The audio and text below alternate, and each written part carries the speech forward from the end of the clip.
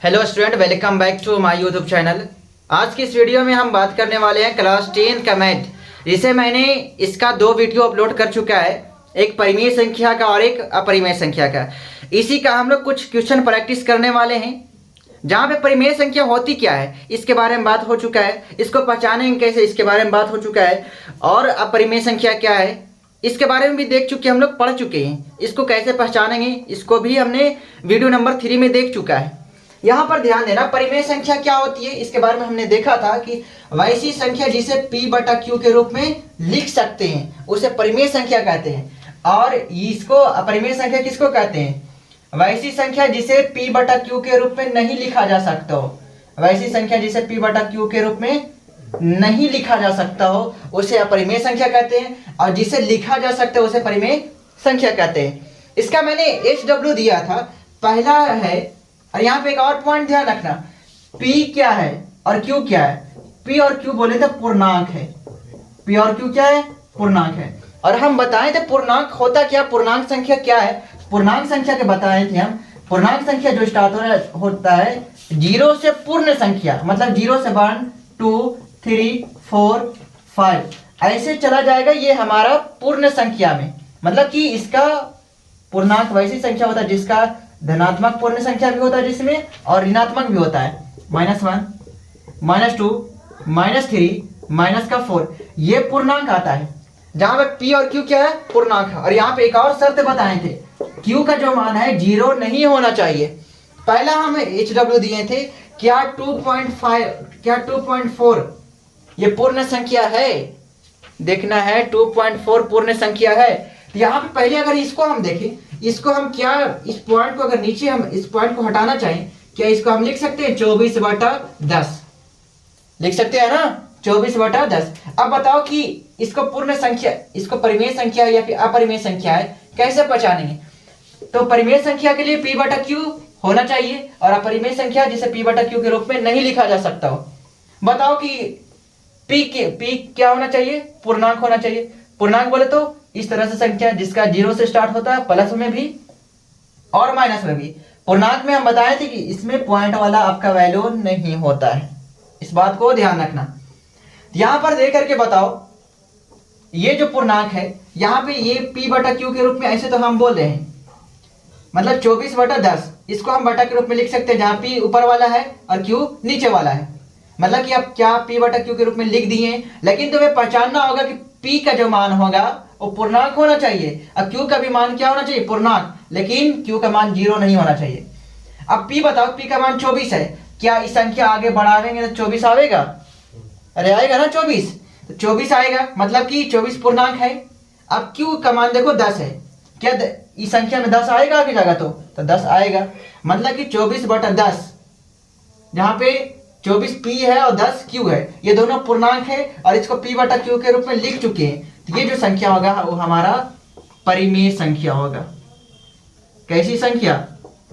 परिमेय संख्या, जिसे P/Q के रूप में लिखा जा सकता है। अगला दिए थे हम दूसरा 3/4। अब 3/4 देखो, ये P के रूप में काम करेगा, 3 P के रूप में काम करेगा और 4 Q के रूप में। तो बताओ कि P, जहां P और Q पूर्णांक होना चाहिए, क्या 3 पूर्णांक संख्या है? देख पूर्णांक है ना, P सही है। यहाँ पे नीचे में Q, क्या कोई Q पूर्णांक है? 4 भी है, पूर्णांक है, मतलब ये कैसी संख्या होगी? परिमेय संख्या होगी। अगर यहाँ पे आपको अगर समझ में नहीं आ रहा तो आप वीडियो नंबर 2 और वीडियो नंबर 3 जरूर देखें, वहां पे परिमेय संख्या और अपरिमेय संख्या के बारे में बताया गया है। तो 3 और 4, 3 क्या है? पूर्णांक है, 4 भी क्या है? पूर्णांक है, जहां पे बोला P और Q पूर्णांक होना चाहिए, और इसको हम P/Q के रूप में लिख चुके हैं, इसलिए ये हमारा परिमेय संख्या हुआ। उसके बाद है 9/4, तीसरा में 9/4। 9/4 कैसी संख्या है? तो 9/4 भी कैसी, तुम ही देख करके बताओ कि ये पहले बताओ कि बटा के रूप में लिखा है, ठीक है चलेगा, बटा के रूप में लिखा हुआ है। अब ये जो P है और नीचे में Q है, ये पूर्णांक होना चाहिए, क्या ये संख्या में आएगा? ऊपर वाला आएगा, क्या ये नीचे वाला आएगा संख्या में? तो आएगा, मतलब कि पूर्णांक भी है। अगर पूर्णांक है कहते तो क्या हुआ? ये परिमेय संख्या हुआ, मतलब इसे P/Q के रूप में लिखा जा सकता है। ठीक है, उसके बाद फोर्थ क्वेश्चन था 8/5। 8/5 कैसी संख्या, परिमेय संख्या या फिर अपरिमेय संख्या? परिमेय संख्या का क्या शर्त है? P/Q। क्या P/Q के रूप में है ये? अरे है ना, बटा में मतलब है। अब P का मान कितना है? ऊपर वाला को बोलते हैं P और नीचे वाले को बोलते हैं Q। P का मान कितना है? 8 है। क्या 8 पूर्णांक होता है? तो आगे जाएंगे तो एरा में 8 मिलेगा, मतलब कि सही है। 5 देखो, 5 पूर्णांक होता है? तो होता है, मतलब कि अगर पूर्णांक है और P/Q के रूप में लिखा हुआ भी है तब इसको कहेंगे परिमेय संख्या है। ये भी कैसी संख्या है? परिमेय संख्या है। उसके बाद पांचवा था 3 4 हो गया। उसके बाद पांचवा है √3/5। √3/5। अब ये कैसी संख्या है? हम बताए थे कि जिसके अंदर अगर बात करें रूट है, लेकिन रूट का अगर स्क्वायर निकल जाता है तब वो हमारा परिमेय संख्या में कन्वर्ट हो सकता है, लेकिन जिसका रूट का मान पॉइंट में आता है वो आपका परिमेय संख्या नहीं हो सकता है। मतलब तुम इतना देखो ना, √3 का अगर मान देखे 1 पॉइंट समथिंग आएगा, 1.7 समथिंग आएगा ना √3 का मान।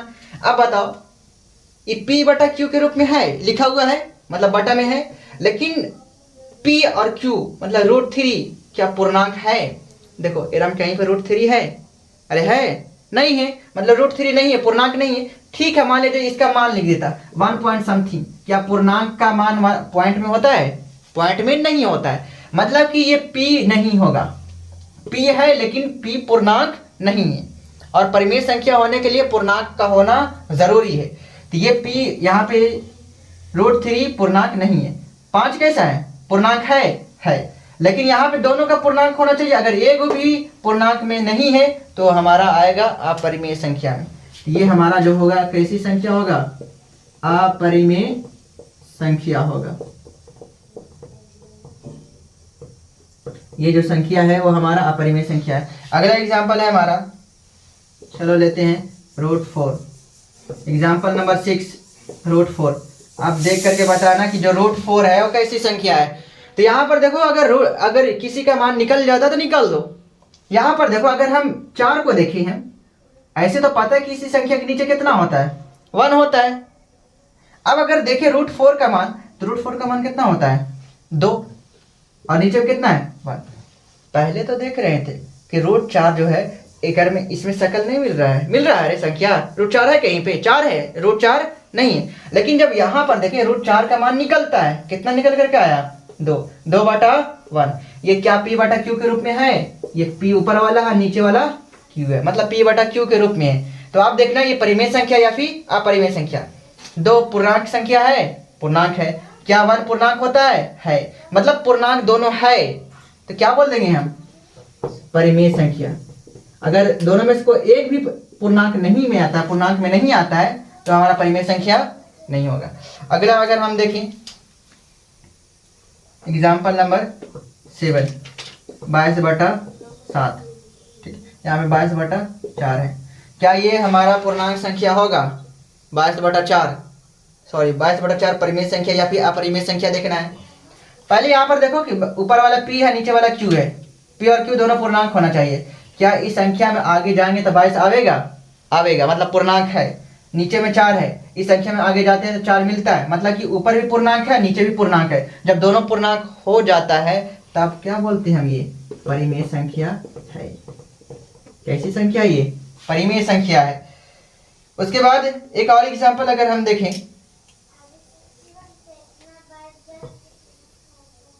अगर हम देखें 8वां में 6.25 है और बटा में 2 है। अब यहाँ पे तुम अगर काटोगे, ये कैसी संख्या? पहले देख करके बताओ। देखे में तो लग रहा है ठीक है, ये P है, ऊपर नीचे में Q है। जहाँ पे P का मान कैसा होना चाहिए? पॉइंट में नहीं होना चाहिए, लेकिन कैसन में है? पॉइंट में है। क्या ये परिमेय संख्या होगा? क्या दिक्कत है? यहाँ पे पॉइंट को क्या कर देगा? हटा देगा। तो पॉइंट जैसे ही हटाएगा तो इसके बाद 2 अंक है, तो मतलब कि नीचे कितना आएगा?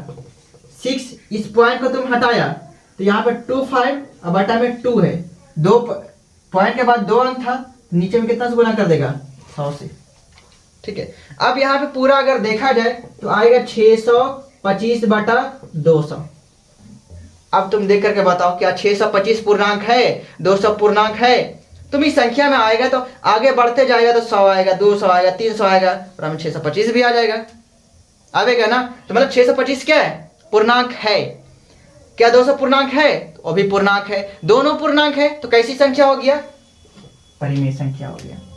बस समझा? मतलब कि जिसमें पॉइंट है, चलो हम उसका कैलकुलेशन देखते हैं। अगर कैलकुलेशन से भी हल नहीं होता तब हम देखेंगे, कैलकुलेशन के बाद भी हमारा पॉइंट में आता है तब कहेंगे हम उसको अपरिमेय संख्या। लेकिन जनरली तुम ध्यान रखना, परिमेय संख्या के एग्जाम्पल को दिए थे यहाँ पे √3, √7, यहाँ पे अगर और भी देखिए हम, अगर देखिए हम √8 समथिंग, ये सब कैसी संख्या हमारी। यहाँ पे एक और एग्जाम्पल देख लेना, √2, ये सारी की सारी कैसी संख्या है? अपरिमेय संख्या में आएगा। ठीक है, क्यों? क्योंकि इसका अगर देखा जाए, अगर तुम इसका स्क्वायर निकालेगा, इसका स्क्वायर निकलेगा नहीं, इसका मान निकालेगा तो पॉइंट में आएगा। अब पॉइंट में भी आएगा तो ऐसा पॉइंट आएगा जो आगे खत्म हो भी नहीं करेगा। सेम उसी तरह से 7 का कहानी है, √8 का, √2 का, मतलब कि रूट वाला ध्यान रखना जिसका स्क्वायर नहीं निकलता। स्क्वायर निकलने का क्या मतलब होता है? जिसमें अगर हम √4 लिखे, 4 का स्क्वायर कितना निकल जाता है? 2। अगर हम √9 लिखे, 9 का कितना निकल जाता है? 3। अरे 3 तिया होता है ना 9, स्क्वायर सिखाए थे। तो यहाँ पे √4 जिसका 2 निकलना, मतलब कि जिसका पूरी निकल जाता है, जिसका मान पॉइंट में नहीं आता हो, वो आपका परिमेय संख्या को डिनोट कर देगा। ठीक है, तो ये सारी परिमेय संख्या और अपरिमेय संख्या की बात किए थे। आज कुछ प्रश्न था, बाकी हम एक मोस्ट इंपॉर्टेंट टॉपिक को अगले वीडियो में कवर करेंगे। मैथ का ये हम पहला चैप्टर की बात कर रहे थे, रियल नंबर, वास्तविक संख्या। बाकी फिर मिलते हैं नेक्स्ट वीडियो में।